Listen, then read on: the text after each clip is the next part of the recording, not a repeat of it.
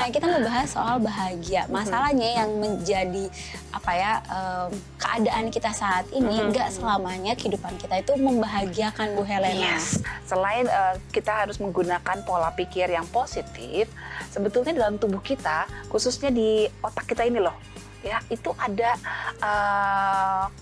produsen-produsen yang mau menghasilkan hormon-hormon bahagia loh. Saya ingin berbagi karena ini ada hubungannya juga dengan bagaimana itu bisa menciptakan suasana yang indah dalam pendidikan anak di rumah. Kan kalau orang tua bahagia, ngajarin anak tuh enak banget ya, karena apa? Happy gitu kan. Tanda yang paling jelas kalau orang yang kekurangan dopamin adalah dia tuh biasanya susah terjaga. Artinya gini terus ya. Dan yang paling penting utangnya jadilah berdampak nggak bahagia bagi anak-anak kita. Dan bangun tidur itu loh, rumah. pas bangun tidur tuh kalau kurang tidur tuh memang bete ya. Untuk meningkatkan dopamin ini dengan mandi air hangat.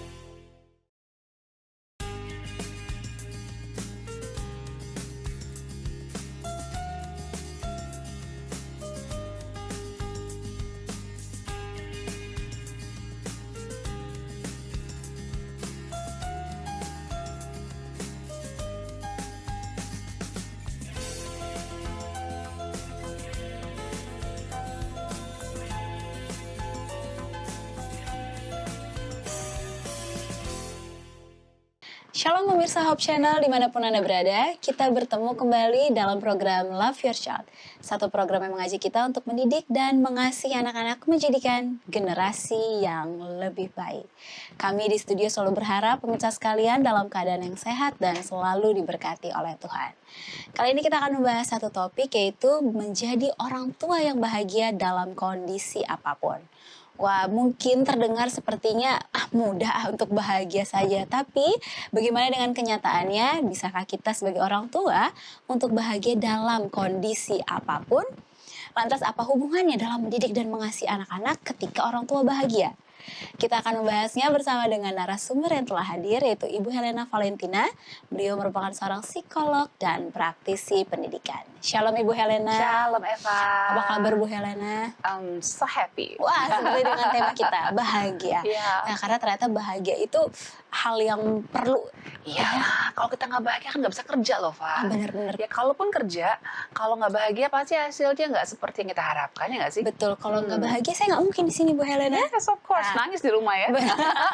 Nah, kita mau bahas soal bahagia. Masalahnya yang menjadi keadaan kita saat ini nggak selamanya kehidupan kita itu membahagiakan Bu Helena. Yes, tempat tidur yang penuh dengan bunga bukanlah kehidupan ya, karena katanya life is not a bed of roses. Betul. Kan. Jadi yang namanya hidup itu kadang-kadang di bantalnya ada air mata ya. Kadang-kadang di tempat tidur itu penuh dengan doa yang panjang karena kita sedang bergumul. Itu satu hal yang biasa dalam kehidupan ini, ya nggak sih? Betul, dan itu kan juga memengaruhi kebahagiaan kita. Apalagi di masa seperti ini, itu masa pandemi, pasti dong ini mempengaruhi. Kita nggak bisa Masalahnya apa terus-terusan aja, bahagia. kalau di masa pandemi ini yang kamu dengar apa aja, Fa? Masalahnya yang di masa pandemi ini, kalau masalah saya aja ya Bu Helena ya. Apa tuh? Kalau masalah saya harus ngurus rumah, kerja ya. juga, anak itu juga. sebenarnya bisa jadi enak dan bisa jadi beban ya. Salah satunya enak. Kalau kebanyakan tapi beban kadang ya. jadi beban juga. Karena lelah ya. Bener, dan itu kan bisa mempengaruhi kebahagiaan kita, Bu Helena. Ada yang bilang gini, katanya bukan cuma kelinci loh yang beranak banyak. Masalah juga bisa beranak banyak. Masalah juga bisa beranak banyak. Dan ada dari satu masalah ke masalah lain, kok jadi berkembang, jadi masalahnya tambah banyak gitu ya. Dan benar, saya kadang suka digini sama suami saya. Ini kalau mamanya, katanya maksudnya ngomong ke anak saya, padahal saya masih balita loh gitu. Kalau mamanya udah lagi ada stres, pasti ini merembet nih kemana-mana nih. Pasti merembet, makan lah, masak segala macam. Jadi ternyata kebahagiaan itu bisa menular juga, bahkan seisi rumah. Betul, Ya kan? Jadi saya penasaran banget. tapi di Bu Helena, bahagia itu definisinya apa Bu Helena? Ada yang mengatakan, ya seorang psikolog mengatakan, ya sesama rekan psikolog ya, dan juga beberapa tulisan yang saya baca gitu ya, punya banyak sih definisi ya kan. Kalau kalangan awam ada juga mengatakan bahagia itu sederhana, bisa ketemu teman lama itu bahagia. Kalau gitu. saya bisa makan tanpa diganggu anak itu udah bahagia banget Bu Helena, jujur. Emang kemakan selalu diganggu anak gitu? Enggak, tiba-tiba nanti anak saya lagi aktifnya Heeh. udah naik kursi, Oh. udah jalan, ya kan mata nggak bisa. Nah itu mungkin beda-beda ya. Masa makan nunggu dia tidur sih ya? Betul. Tidurnya entah tengah malam baru makan ya? Nggak Nggak mungkin. mungkin ya, oke.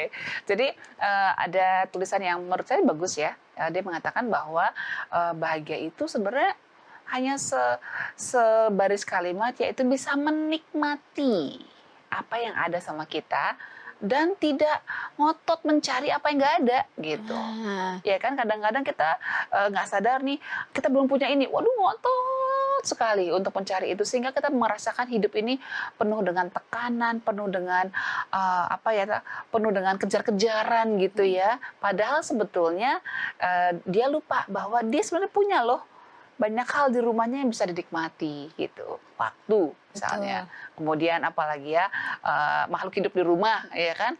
Makhluk hidup di rumah tuh ada suami, ada anak, ada mungkin juga binatang peliharaan ya.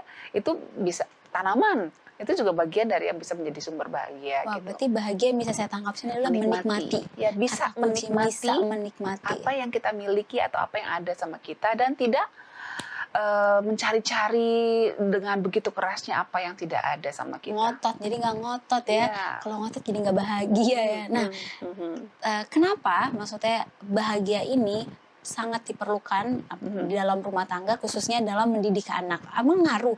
Kalau saya kurang bahagia, emang anak saya jadi nggak bahagia juga gitu Bu Helena? Menurut Eva, pernah nggak Eva dalam keadaan marah-marah, sedih, nangis gitu, anaknya terus ketawa-ketawa? Enggak sih. Iya kan, karena memang sama seperti kita kalau lagi di pesawat terbang ya, sebelum Anda kan pramugari selalu bilang tuh, sebelum Anda menyelamatkan anak Anda yang ada di samping Anda, terlebih dahulu Anda harus menggunakan masker untuk menyelamatkan diri Anda dulu kan gitu kan. Betul, ya. Misalnya ada penurunan oksigen di dalam kabin pesawat gitu, terus kan kita bisa keluar tuh nanti masker yang untuk menghirup oksigen. Nah, kita sebelum menolong anak kita duluan mesti ditolong gitu loh. Demikian juga bagi kalau kita ingin membahagiakan anak kita, ini dulu harus bahagia nih, gitu ya. Itu dia masalahnya Bu Helena. Ya, saya sering mendapatkan kasus keluarga-keluarga yang kelihatannya sih, gimana ya, ya mereka bisa berkarya, bisa melayani, bisa bisa punya penghasilan gitu ya. Tapi ketika saya ngobrol, aduh penuh dengan kekecewaan di rumah itu ya. Kenapa? Yang anak menyesal, kenapa ya papanya begini, kenapa ya mamanya begini, kenapa ya papaku cuman begini doang, kenapa mamaku begini. Terus yang mamanya juga, kenapa ya suamiku kok begini, kenapa saya menikah sama dia. Masih dipertanyakan setelah anaknya udah gede gitu loh ya. Ya kan maksudnya kenapa saya menikah sama dia, kok nanya gitu loh ya. Udah nikah ya. Menyesal. Penyesalan itu memang harusnya di awal ya. Tapi katanya kalau penyesalan di awal tuh namanya pendaftaran ya. Di awal pendaftaran Bu Helena. Nah, suaminya juga begitu. Kenapa ya anak saya begini, semua penuh dengan penyesalan gitu. Sedih juga ya. Jadi akhirnya hari demi hari yang ada keluarga itu nggak bahagia. Dimulai dari bapak mamanya, dari ayah dan ibunya. Ketika ayah ibunya sama-sama saling tidak merasa bahagia itu sekali lagi ya bisa menikmati apa yang dimiliki. Jadi kita punya suami, kita bisa menikmati kebersamaan dengan suami gitu loh. Bisa menikmati kerut-kerut wajahnya yang sekarang makin banyak. Rambutnya kok sekarang jadi perak begitu ya. Dulu rambutnya hitam, tambah keren gitu kan. Artinya kan sebenarnya bagus atau enggaknya rambut itu kan tergantung kita mentranslate di otak kita kan. Kalau kita bilang bagus ya bagus gitu. Tapi sebenarnya itu menurut kamu, menurut saya bagus gitu. Kenapa? Karena saya ingin menikmati gitu kan. Dan itu menimbulkan kebahagiaan ada di rumah. Yes. Nah, jadi di samping itu juga sebenarnya selain kita harus menggunakan pola pikir yang positif, sebetulnya dalam tubuh kita, khususnya di otak kita ini loh, ya itu ada produsen-produsen yang mau menghasilkan hormon-hormon bahagia loh. Jadi bisa dimengerti ya, ketika ada orang nggak menikah karena dia memutuskan untuk nggak menikah, ya contohnya ya Bunda Teresa gitu ya. Tapi dia bahagia, dia bisa membagikan kebahagiaan itu kemana-mana gitu, ya kan. Kemudian ada pasangan suami istri yang nggak punya anak karena memang mereka nggak bisa punya anak, tapi mereka bisa bahagia, bahkan mereka bisa membuat panti asuhan dan memberikan kasih sayang kepada anak-anak panti asuhan itu. Nah, ini yang mau kita bahas. Kira-kira hormon apa saja yang diproduksi oleh Nah, tubuh itu kita? dia. Ibu Helen tahan sebentar, dan Oke. pemirsa tetaplah bersama kami di Love Your Child.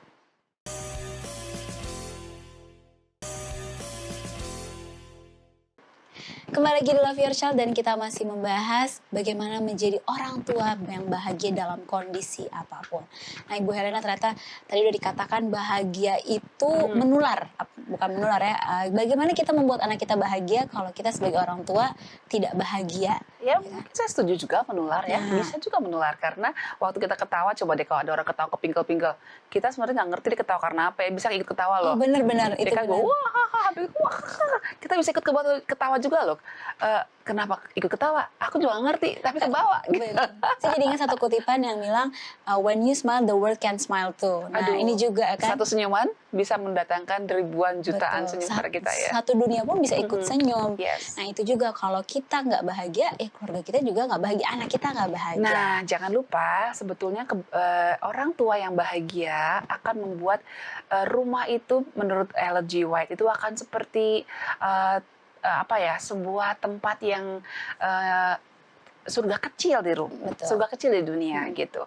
Jadi kebahagiaan itu tidak ada hubungannya dengan harta, mobil mewah, atau mungkin pangkat bapak dan ibu harus lebih tinggi.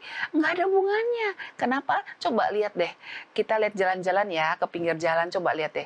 Ada loh bapak ibu yang makan dengan anak-anaknya dengan ketawa-ketawa loh. Benar. Ya kan, padahal makannya itu di jalanan dan hanya dibungkus kertas nasi. ya gitu loh. Kan kalau dipikirkan, kalau kita disuruh jadi seperti itu, kalau nggak mau ya. Kita di rumah padahal udah pakai piring nih, udah pakai lauk pauk yang bersih gitu ya, masih bersungut-sungut. Kenapa ya nasibku kok kayak begini? Coba kalau orang itu ngelihat kita, nggak tahu diri, udah punya piring, punya rumah, kami nggak punya rumah, piring pun nggak punya, masih bisa ngeluh loh, nasibku kok begini kan gitu ya.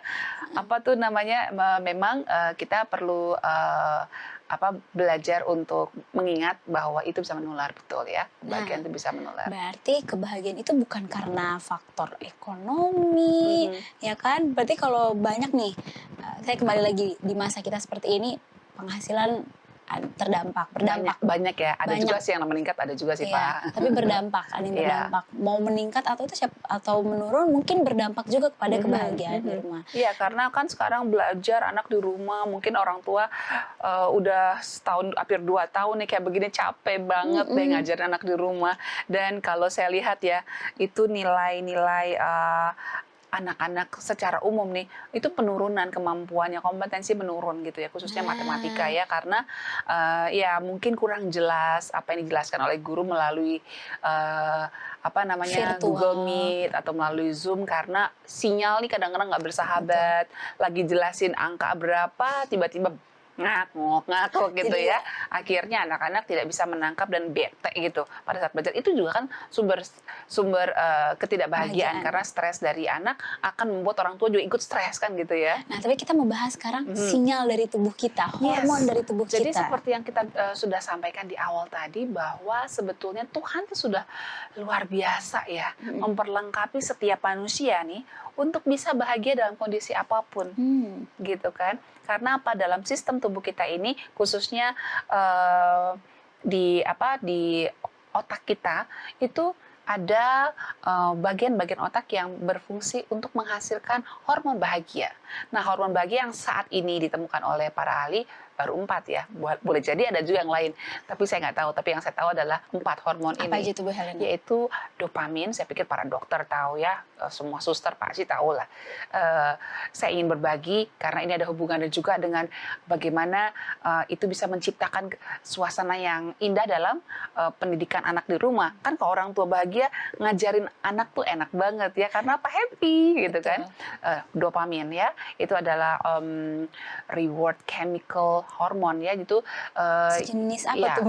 Itu hormon yang dihasilkan oleh tubuh kita untuk membuat antar sel itu bisa berkomunikasi. Dia tugasnya mengantarkan pesan nih. Kamu ngomong ya, kamu mengingat ya. Nah, itu membantu kita dalam bekerja, mulai dari mengingat sampai mengerjakan banyak hal ya. Jadi kalau dopamin ini kurang, ini ada resikonya, nanti kita akan bahas. Yang pertama dopamin, yang kedua ada namanya oksitosin tuh namanya the love hormone atau hormon cinta. Jadi kalau Eva Tempor jatuh cinta sama suami, itu pasti wajahnya seger banget Oke. deh, ya kan? Wah, apalagi pas baca surat atau WA gitu, atau mungkin ngomong I love you. Ya kan, mau nggak nikah dengan aku? Aduh, melayang tinggi sekali itu hormonnya ya, hormon oksitosinnya. Hormon oksitosin. Oke. Eva kenapa jadi wajahnya merah-merah Saya banget jadi, gitu ya? oh ini blush on Bu Helena. Teringat ya Pak ya. Betul. Nah yang ketiga adalah serotonin ya. Dan terakhir adalah endorfin atau painkiller, itu yang bisa membuat orang walaupun dia menderita penyakit yang sebenarnya tuh membuat dia perih atau kesakitan, tapi dengan hormon ini dia bisa tidak terlalu terasa. Nah, dan kali ini kita mau bahas yaitu soal Dopamin dopamin. dulu ya. Bagian pertama dopamin. Iya. Apa itu dopamin, Bu Helena? Nah, jadi seperti yang saya bilang tadi bahwa dopamin itu kan neurotransmitter, namanya juga neurotransmitter, artinya pengantar neuron itu kan saraf ya. Jadi pengantar pesan antar sel-sel syaraf. Jadi dopamin ini biasanya juga suka muncul pada anak-anak yang suka main handphone dan gadget tuh ya.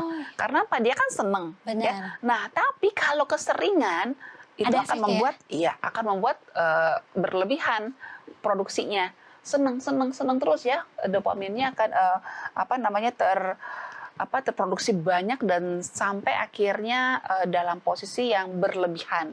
Nah, kalau sudah berlebihan ini bahayanya. Apa tuh Bu Helena bahayanya? Yaitu yang berlebihan dan kekurangan dopamin itu sama-sama efeknya nggak bagus ya. Yang berlebihan dulu deh Bu Helena. Yang berlebihan itu takut ya anaknya kecanduan ya. Maksudnya kita mau anak-anak kita bahagia. Saya curiga Tapi nih kayaknya dia ketakutan ya.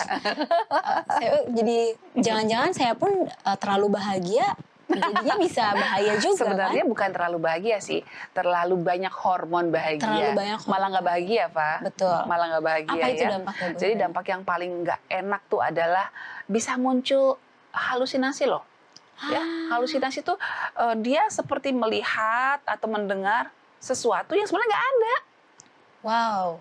Ya, jadi kalau akhirnya anak-anak yang kecanduan gadget atau kecanduan game online sampai akhirnya masuk rumah sakit jiwa itu wajar.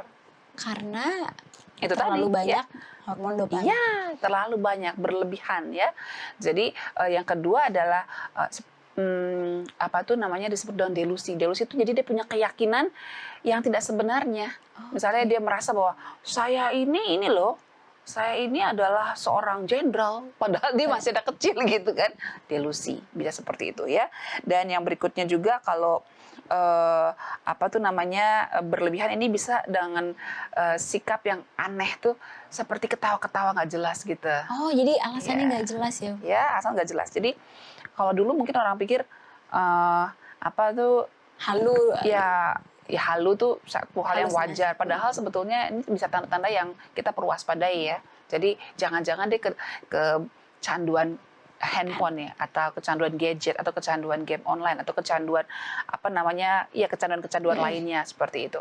Dan yang berikutnya kalau kekurangan. Ntar dulu, kita mau bahas kekurangan, dan pemirsa tetaplah bersama kami di Love Your Child.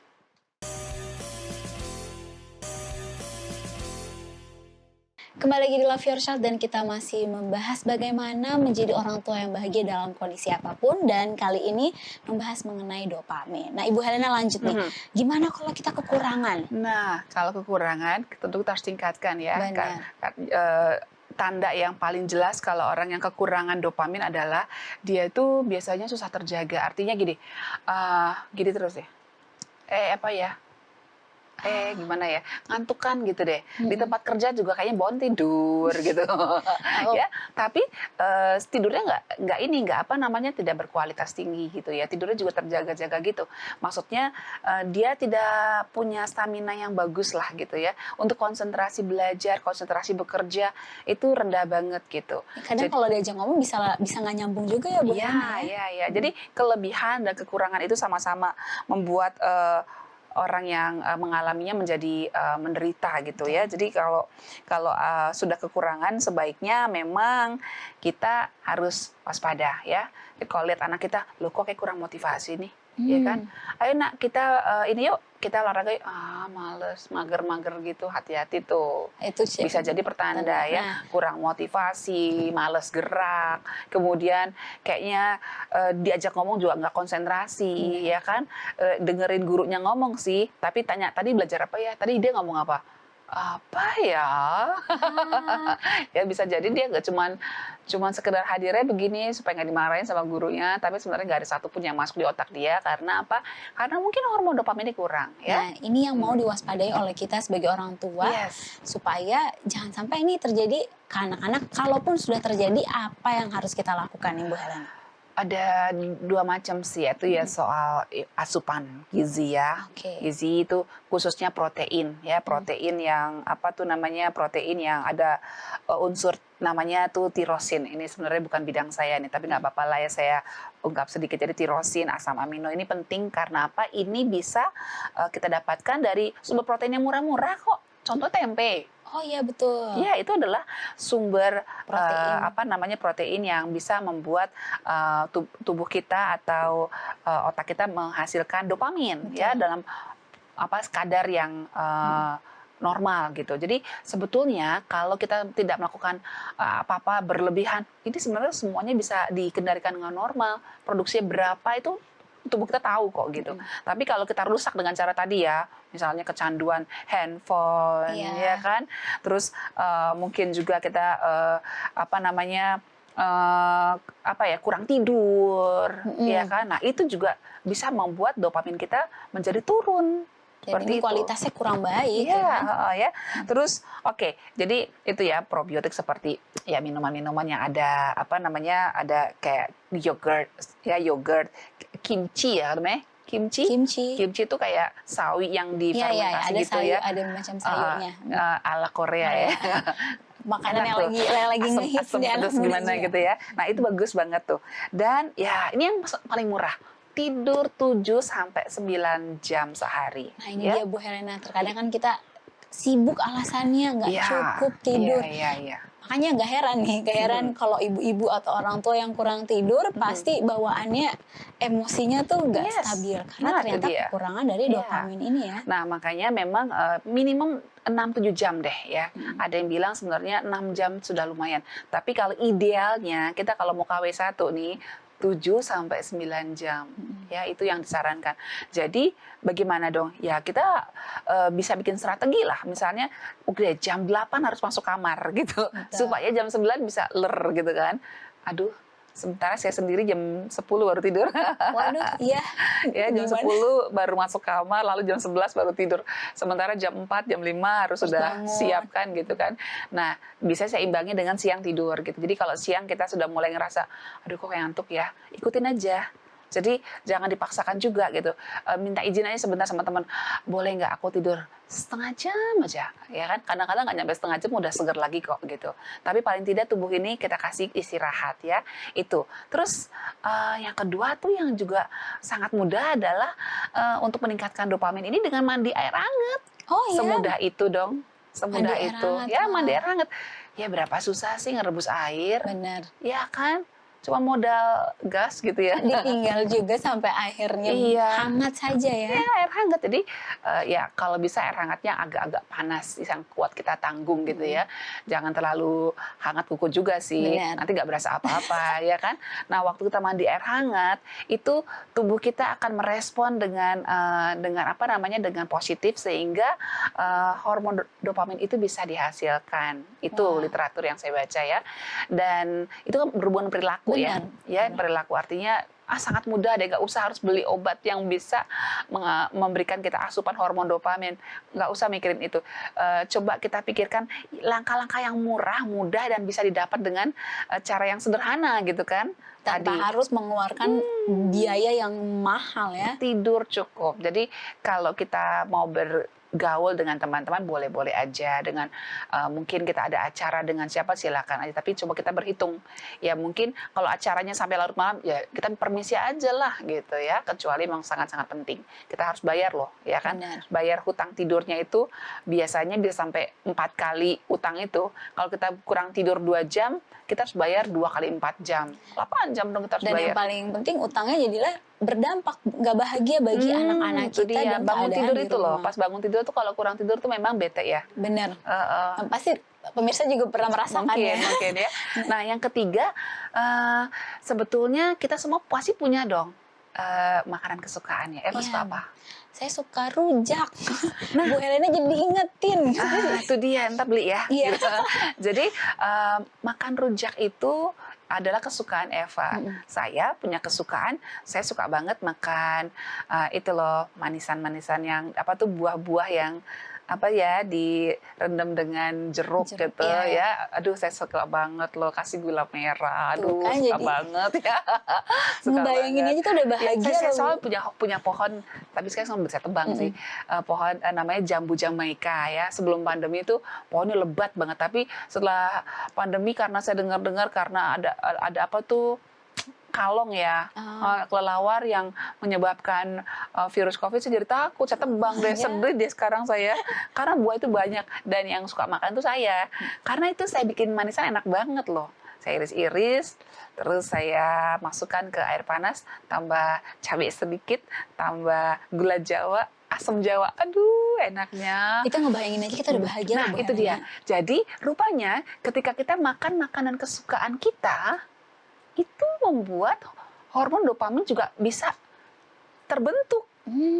Kan gitu, makanya lihat dah kalau orang bisa sampai jauh-jauh mencari tempat Makanan tukang kesukaan, jualan yang dia jadi langganan gitu, misalnya dia aduh saya suka banget nih bubur Manado Tinotuan yang sana gitu kan, dia akan coba jalan jauh. Bahkan dulu zaman saya masih belum nikah, maksud saya masih baru awal nikah ya, belum punya anak, itu kan saya punya makanan kesukaan lainnya itu garang asem ya. Itu adalah makanan khas dari Solo. Tahu nggak sih? Jadi kalau saya lagi kerja nih, aduh kapan ya makan garang asem? Satu saat nanti, ntar ya. Terus ntar saya bilang sama suami saya, kapan ya kita ke Solo? Ngapain? Cari garang asem. Jadi saya ke Solo dengan airport berapa belas jam loh ke sana. Hanya untuk cari garang asem. Setelah makan garang asem cuma satu piring aja. Aduh bahagianya gitu. Udah besok pulang lagi. Oh, ternyata sebenarnya banyak sekali unsur yang sederhana yang bisa kita lakukan untuk membuat dopamin ini ada dalam tubuh kita dan tapi nggak usah juga seperti saya tempo hari ya, karena waktu itu kan belum ada ini ya, belum ada apa sih internet, Google yang mana kita bisa belajar ya. Dulu saya nggak tahu kenapa itu garang asem bisa enak betul ya. Ada asemnya, ada belimbing wulunya kan. Aduh, kenapa bisa enak begitu? Kenapa? Saya tanya sama orang selalu jawabnya gampang, tapi tetap saya nggak ngerti-ngerti gitu. Akhirnya sekarang sudah bisa. Sekarang saya belajar. Sekarang saya tinggal ditunggu biasanya kalau saya ada acara di rumah itu garang asem selalu ada bikinan saya sendiri gitu. Tinggal ditunggu, di sini belum ada Bu Helena. Mau ya? Boleh. Nah, ternyata kita aja ngomongin seperti ini udah membuat diri kita bahagia. Dan kita juga berharap tayangan ini juga dapat membuat pemirsa sekalian bahagia, bukan hanya untuk dirinya sendiri, tapi juga untuk mendidik dan membuat anak-anak yang lebih bahagia. Betul. Terima kasih banyak Bu Helena. Sama-sama, Eva. Kita masih akan membahas lagi 3 lainnya ya Bu Helena. Dan pemirsa, pastikan terima kasih untuk terus bersama dengan Love Your Child, karena di episode-episode berikutnya kita masih akan membahas bagaimana cara membuat diri kita bahagia dan sampai bertemu dalam apapun kondisinya. Betul, jangan lupa apapun kondisinya. Sampai bertemu di episode berikutnya. Shalom dan Tuhan memberkati.